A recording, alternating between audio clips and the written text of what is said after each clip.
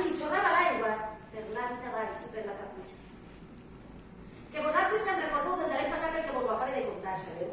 Però per al Quiquet havia passat tot un any. I quan va veure l'home li va dir què vol? I l'home li va dir, són bones persones en si? I el Quiquet va dir, vostè, què vol?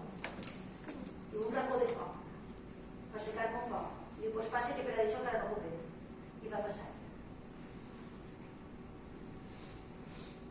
I l'home es va seure allí i la Quiqueta estava a la cuina fent sopa. I quan la Quiqueta va mirar, que era un poquet més espavilada que el Quiquet, aquell home li va recordar alguna cosa.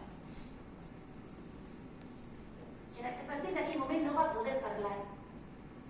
A partir d'aquell moment la Quiqueta no va poder parlar i l'única cosa que va poder fer va ser treure un tassó de sopa. I tremolosa li va deixar el tassó de sopa davant.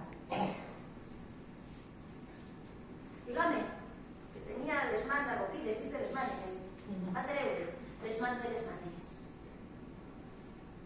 I just en aquell moment la Quiqueta va poder comprovar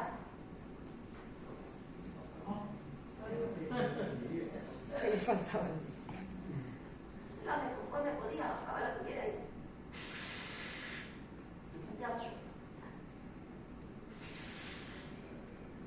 La Quiqueta no podia parlar, però d'algun lloc amagat, de dins del ventre, li va pujar per ací, una necessitat de dir-li, està bé, senyora? L'home, només alçant una miqueta a la cara li va dir, sí, bé, no per res, perquè he vist jo que vostè li falta un tros. Sí, senyora, un dit.